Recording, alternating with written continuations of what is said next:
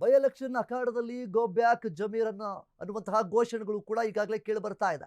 ಉಪಚುನಾವಣೆ ರಣಕಣದಲ್ಲಿ ಮುಸ್ಲಿಮರು ರೆಬಲ್ ಆಗಿದ್ದಾರೆ. ಬೈ ಎಲೆಕ್ಷನ್ ಅಖಾಡದಲ್ಲಿ ಗೋ ಬ್ಯಾಕ್ ಜಮೀರ್ ಅನ್ನುವಂತಹ ಘೋಷಣೆ ಕೇಳಿ ಬರ್ತಾ ಇದೆ. ಉಪಚುನಾವಣೆ ರಣಕಣದಲ್ಲಿ ಮುಸ್ಲಿಮರು ರೆಬಲ್ ಆಗಿದ್ದಾರೆ. ಬಾಗಲಕೋಟೆಯ ಬೈ ಎಲೆಕ್ಷನ್ ಅಖಾಡದಲ್ಲಿ ಈಗ ಒಂದು ಬಿಗ್ ಟ್ವಿಸ್ಟ್ ಸಿಗ್ತಾ ಇದೆ. ಪ್ರಚಾರಕ್ಕೆ ಜಮೀರ್ ಬಂದ್ರೆ ನಾವು ವಿರೋಧ ಮಾಡ್ತೇವೆ ಅಂತ ಕೆಲ ಮುಸ್ಲಿಮರು ಹೇಳ್ತಾ ಇದ್ದಾರೆ. ಸಚಿವ ಜಮೀರ್ ವಿರುದ್ಧ ಕೆರಳುತ್ತಾ ಇದ್ದಾರೆ ಕೆಲ ಮುಸ್ಲಿಮರು. ಅಂಜುಮನ್ ಸಂಸ್ಥೆ ಅಧಿಕಾರಕ್ಕೂ ದಾವಣಗೆರೆಗೆ ಲಿಂಕ್ ಇದೆ ಅನ್ನುವಂತಹದ್ದು ಈಗಾಗಲೇ ಜಮೀರ್ ವಿಚಾರದಲ್ಲಿ ಪರ ಮತ್ತು ವಿರೋಧದ ಘೋಷಣೆಗಳು ಸಹ ಇಲ್ಲಿ ಕೇಳಿ ಬರ್ತಾ ಇದೆ. ಅಂಜುಮನ್ ಸಂಸ್ಥೆಯ ಮಾಜಿ ಅಧ್ಯಕ್ಷರಾದ ಜಾಫರ್ ಮುಖ್ಯವಾಗಿ ಅಧ್ಯಕ್ಷ ಅವಧಿಯನ್ನ ಮುಗಿದ ಬಳಿಕ ಮತ್ತೆ ಮುಂದುವರಿಸಲಿಲ್ಲ. ಈ ಹಿಂದೆ ಆಡಳಿತ ಮಾಡಿದ್ದ ಅಯೂಬ್ ಪುಣೇಕರ್ ಏನಿದ್ದಾರೆ ಅವರು ಕೂಡ ಈಗ ಸಿಕಂದರ್ ಅಥಣಿ ವಿಚಾರದಲ್ಲಿ ಜಮೀರ್ ವಿರೋಧವನ್ನು ವ್ಯಕ್ತಪಡಿಸ್ತಾ ಇದ್ದಾರೆ. ದಾವಣಗೆರೆ ಎಲೆಕ್ಷನ್ ಅಲ್ಲಿ ಮುಸ್ಲಿಮರ ಪರ ನಿಲ್ಲಲಿಲ್ಲ. ಆ ಒಂದು ಕಾರಣಗಳನ್ನ ಇಟ್ಕೊಂಡು ಈಗ ಮುಸ್ಲಿಮರ ಎರಡು ಗುಂಪುಗಳಿವೆ. ಒಂದು ಕಡೆ ಪರ ಆಗಿದ್ದಾರೆ, ಇನ್ನೊಂದು ಕಡೆ ವಿರೋಧವಾದ ಒಂದು ಘೋಷಣೆಗಳನ್ನು ಕೂಡ ಹಾಕ್ತಾ ಇದ್ದಾರೆ. ಬೈ ಎಲೆಕ್ಷನ್ ಅಖಾಡದಲ್ಲಿ go back Zameer.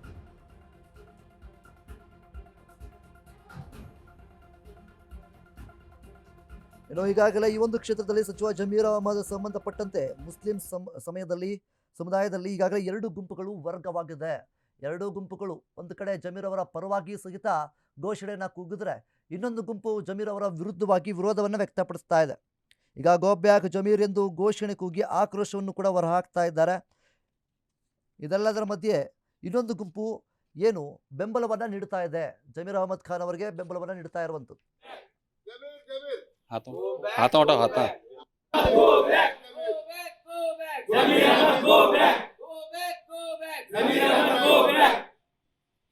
Go back ಅಂದ್ರೆ Zameer go back Zameer go back Zameer go back Zameer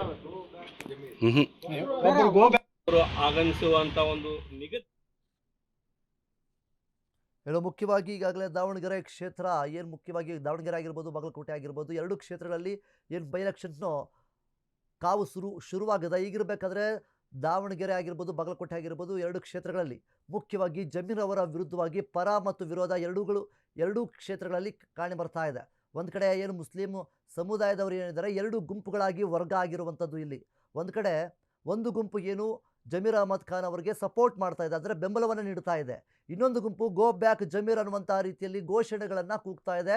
Zameer Ahmed ಅವರ ವಿರುದ್ಧವಾಗಿ ಇಲ್ಲಿ ಘೋಷಣೆಯನ್ನು ಸಹ ಇಲ್ಲಿ ಕೂಗ್ತಾ ಇದೆ. ಇನ್ನು ಇದ್ರ ಬಗ್ಗೆ ಹೆಚ್ಚಿನ ಮಾಹಿತಿ ನೀಡೋದಕ್ಕೆ ನಮ್ಮ ಪ್ರತಿನಿಧಿ ಆನಂದ್ ನಮ್ಮ ಜೊತೆ ಇದ್ದಾರೆ. ಆನಂದ್, ಮುಖ್ಯವಾಗಿ ಇಲ್ಲಿ ಜಮೀರ್ ಅಹಮದ್ ಅವರ ವಿರುದ್ಧವಾಗಿ ಎರಡು ಘೋಷಣೆಗಳು ಕೂಡ ಕೇಳಿ ಬರ್ತಾ ಇದೆ. ಒಂದು ಕಡೆ ಗೋ ಬ್ಯಾಕ್ ಅನ್ನುವಂಥ ರೀತಿಯಲ್ಲಿ ವಿರೋಧವನ್ನು ವ್ಯಕ್ತಪಡಿಸ್ತಾ ಇದೆ ಒಂದು ಗುಂಪು, ಇನ್ನೊಂದು ಗುಂಪು ಬೆಂಬಲವನ್ನು ನೋಡೋದಕ್ಕೆ ಮುಂದಾಗಿದೆ. ಇದ್ರ ಬಗ್ಗೆ ಇನ್ನು ಏನೆಲ್ಲ ಅಪ್ಡೇಟ್ಸ್ಗಳು ಬರ್ತಾ ಇದೆ ಆನಂದ್? ವಿನೋದ್, ಏನಂದ್ರೆ ಈಗಾಗಲೇ ಬಾಗಲಕೋಟೆ ಉಪಚುನಾವಣೆ ಕಾವು ಒಂದು ಸ್ವಲ್ಪ ತೀವ್ರ ಸ್ವರೂಪ ಪಡೆದುಕೊಳ್ಳುತ್ತದೆ ಅಂತ ಹೇಳ್ಬೋದು. ಯಾಕಂದ್ರೆ ಇಲ್ಲಿ ಅಲ್ಪಸಂಖ್ಯಾತ ಸಮುದಾಯದ ಒಂದು ಸಾಕಷ್ಟು ಮತದಾರರು ಇದ್ದಾರೆ. ಅದರಲ್ಲಿ ಎರಡು ಗುಂಪುಗಳನ್ನಾಗಿ ಇರುವುದು ಒಂದು ಕಾಂಗ್ರೆಸ್ದವರಿಗೆ ಒಂದು ತಲೆ ಬಿಸಿ ಆಗಿದೆ ಅಂತ ಹೇಳ್ಬೋದು. ಯಾಕಂದ್ರೆ ಈಗಾಗಲೇ ಈ ಅಲ್ಪಸಂಖ್ಯಾತ ಮತದಾರರು ಹೆಚ್ಚಿಗೆ ಇರುವ ಹಿನ್ನೆಲೆಯಲ್ಲಿ ಜಮೀರ್ ಅಹಮದ್ ಅವರು ಇಲ್ಲಿ ಪ್ರಚಾರಕ್ಕೆ ಬರುವ ಸಾಧ್ಯತೆ ಇದೆ. ಹೀಗಾಗಿ ಅವ್ರು ಪ್ರಚಾರಕ್ಕೆ ಬಂದ ವೇಳೆಯಲ್ಲಿ ಒಂದು ಗುಂಪು ವಿರೋಧ ಮಾಡ್ತಾ ಇದ್ದಾರೆ. ಅವ್ರು ಯಾಕೆ ವಿರೋಧ ಮಾಡ್ತಾ ಇದ್ದಾರೆ ಅಂದ್ರೆ ಏನ್ ದಾವಣಗೆರೆಯಲ್ಲಿ ಸಹ ನಮ್ಮ ಮುಸ್ಲಿಂ ಅಭ್ಯರ್ಥಿಗಳ ಪರವಾಗಿ ನೀವು ಬೆಂಬಲ ಅವ್ರ ಪರವಾಗಿ ನಿಲ್ಲಿಲ್ಲ, ಹೈಕಮಾಂಡ್ ಏನೇ ಹೇಳಿದ್ರು ಅವ್ರ ಪರವಾಗಿ ನೀವು ನಿಲ್ಲಿಲ್ಲ ಅಂತ ಒಂದು. ಇನ್ನೊಂದು ಬಾಗಲಕೋಟೆ ಅಂಜುಮನ್ ಸಂಸ್ಥೆ ಸಂಬಂಧಪಟ್ಟಂಗ 6 ತಿಂಗಳವರೆಗೂ ಅವಧಿ ಮುಂದುವರಿಸಬೇಕಂತ ಇವ್ರು ಮನವಿ ಮಾಡಿಕೊಂಡಿದ್ರು ಜಮೀರ್ ಅಹಮದ್ ಅವರ ಹತ್ರ ಹೋಗಿ. ಆದ್ರೆ ಜಮೀರ್ ಅಹಮದ್ ಈ ಬಗ್ಗೆ ಅವರು ಗಮನ ಕೊಡಲಿಲ್ಲ.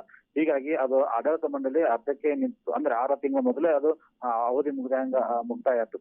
ಇದರಿಂದ ಅವರು ಜಮೀರ್ ಅಹಮದ್ ಬಗ್ಗೆ ಒಂದು ಆಕ್ರೋಶ ವ್ಯಕ್ತಪಡಿಸಿದ್ದಾರೆ. ಈ ಹಿನ್ನೆಲೆಯಲ್ಲಿ ಏನು ಬಾಗಲಕೋಟೆ ಉಪಚುನಾವಣೆಗೆ ಜಮೀರ್ ಅಹಮದ್ ಬಂದ್ರೆ ನಾವು ವಿರೋಧ ಮಾಡ್ತೀವಿ, ಅವರನ್ನು ಗೋ ಬ್ಯಾಕ್ ಅಂತ ಹೇಳ್ತೀವಿ. ಹೀಗಾಗಿ ಅವರು ಗೋ ಬ್ಯಾಕ್ ಅಂತ ಹೇಳೋ ಪ್ರತಿಭಟನೆ ಮಾಡೋ ಮೂಲಕ ಅವ್ರಿಗೆ ಒಂದು ಮುಜುಗರ ಉಂಟು ಮಾಡ್ತೀವಿ ಅಂತ ಹೇಳಿ ಒಂದು ಗುಂಪದವರು ಆರೋಪ ಮಾಡಿದ್ದಾರೆ. ಇನ್ನೊಂದು ಗುಂಪದವರು ಅವ್ರ ಪರವಾಗಿ ನಿಂತಿದ್ದಾರೆ. ಯಾಕಂದ್ರೆ ನಮ್ಮ ಇಡೀ ರಾಜ್ಯದ ಮುಸ್ಲಿಂ ಮುಖಂಡರವರು ನಮ್ಮ ಕಾಂಗ್ರೆಸ್ ಪಕ್ಷದಲ್ಲಿ ನಮ್ಮದೇ ಆದಂತ ಒಂದು ಮುಖಂಡರಂದ್ರೆ ಅವರೊಬ್ಬರೇ ಇರೋದು. ಹೀಗಾಗಿ ಅವ್ರಿಗೆ ನಾವು ವೆಲ್ಕಮ್ ಮಾಡ್ತಾ ಇದೀವಿ. ಅವ್ರು ಬಂದ್ರೆ ನಾವು ಸ್ವಾಗತ ಮಾಡಿ ಅವ್ರು ಎಲ್ಲೆಲ್ಲಿ ಹೋಗ್ತಾರೋ ಅವ್ರ ಹಿಂದೆ ನಾವು ಪ್ರಚಾರ ಹೋಗ್ತೀವಿ, ನಾವು ಅಲ್ಪಸಂಖ್ಯಾತರನ್ನು ಒಲಿಸುವ ಪ್ರಯತ್ನ ಮಾಡ್ತೀವಿ ಅಂತ ಹೇಳಿ ಇನ್ನೊಂದು ಗುಂಪದವರು ಮುಖಂಡ ಮಾಡಿದ್ದಾರೆ. ಹೀಗಾಗಿ ಒಟ್ಟಾರೆ ಇದು ಪರ ಮತ್ತು ವಿರೋಧಿಯಾಗಿ ಕಾಂಗ್ರೆಸ್ ಮುಖಂಡರಿಗೆ ಒಂದು ತೆರೆನೋವಾಗಿದೆ. ಇದನ್ನು ಯಾವ ರೀತಿ ಸರಿಪಡಿಸ್ತಾರೆ ಎಂಬುದನ್ನು ಕಾಯ್ದೆ ನೋಡಬೇಕಾಗಿದೆ ಅಂತ ಹೇಳ್ಬೋದು ವಿನೋದ್. ಓಕೆ, ಧನ್ಯವಾದಗಳು ಆನಂದ್ ನಿಮ್ಮೆಲ್ಲ ಮಾಹಿತಿಗಾಗಿ.